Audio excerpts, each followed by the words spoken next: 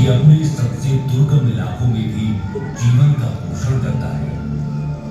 एक प्रजाति के लिए जो रहने लायक नहीं हो सकती, वो दूसरे के रहने और पनपने के लिए आदर्श घर और निवास स्थान है। इस पृथ्वी पर जीवन की कई सारी प्रजातियां हैं, जिसमें कि हम सभी का नाम भी नहीं ले पाए हैं। सभी प्रजातियां एक दूसरे के साथ अंतरंग संबंध में रहती हैं और पनपती रहती हैं।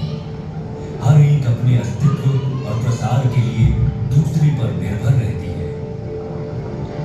अरबों वर्षों में हमारी पृथ्वी विस्तार करते रहने वाले ब्रह्मांड में लड़खड़ाते हुए उस पर संपूर्ण जीवन के लिए एक जीवंत अंतरिक्ष यान बन गई है। इस अंतरिक्ष यान के 2/3 हिस्से पानी में ढके हुए थे और इसी ने इस ग्रह को उसका नीला रंग दिया।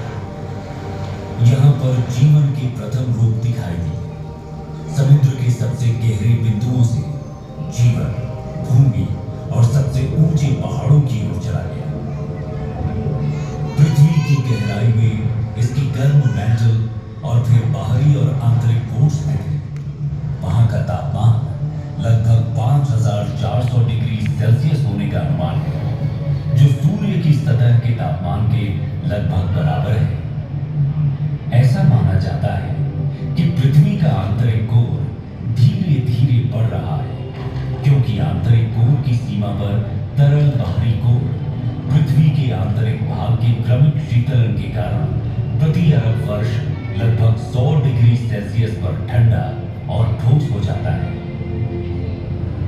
पृथ्वी के आंतरिक और बाहरी कोर में निर्मित कन्वेक्शन करंट्स अर्थात हमारे ग्रह की चुंबकीय फील्ड्स का निर्माण करते हैं। ये हमारे ग्रह के चारों ओर के चुंबकीय क्षेत्र ही है, जो हानिकारक विद्युत चुंबकीय विकिरण को हम पर हमला करने से रोकती है।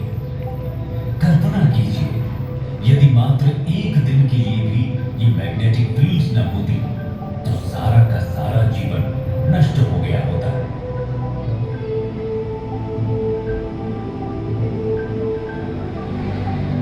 महासागरीय धाराएं समुद्री जल की निरंतर निर्देशित गति है, जो उस पर कार्य करने वाली कई शक्तियों द्वारा उत्पन्न होती है, जिसमें हवा, तापमान, टूटती लहरें, गहराई की रूपरेखा और तटरेखाएं, साथ ही अन्य धाराओं की दिशा और ताकत के साथ इसका इंटरैक्शन शामिल है। ये समुद्री धाराएं ही हैं जो वैश्विक कन्वेयर बेल्ट बनाती हैं और उन क्षेत्रों के तापमान को प्रभावित करती हैं जहां से वे यात्रा करती हैं। धरती मां ने अपने ऊपर जीवन को पनपने देने के लिए अरबों वर्षों में स्वयं को विकसित किया है। उसने ये सुनिश्चित करने के लिए तत्वों के साथ बेहतरीन संतुलन बनाया है कि इसकी कई प्रजातियों के बच्चों का अस्तित्व हमेशा बना रहे। परंतु जैसे जैसे हम मनुष्य बड़े होते रहे, हम और भी अधिक शक्तिशाली होते गए। जब तक कि हम अपने ग्रह के प्रति अधिक सचेत नहीं होंगे, तो जो ज्ञान हमने प्राप्त किया है वो अंततः हमें नष्ट भी कर सकता है। हम मनुष्यों को शक्तिशाली होने के बावजूद अपनी बढ़ती आबादी को संसाधन उपलब्ध कराने के लिए पृथ्वी का शोषण करने के लिए अधिक मजबूर होना पड़ेगा और अपने मूर्खतापूर्ण उपभोग के कारण कई प्रजातियों को बर्बाद कर चुके हैं। पृथ्वी ने हमें पहले से ही चेतावनियां देना शुरू कर दिया है। प्रमुख जलवायु परिवर्तन, ध्रुवीय टोपी का पिघलना, जो कि हमारे मीठे या ताजे पानी का सबसे बड़ा भंडार है, न केवल उसके भंडार को बर्बाद करता है, बल्कि पृथ्वी की ऊपरी तह को भी विकृत करता है, जिसके फिर दूरगामी परिणाम होते हैं।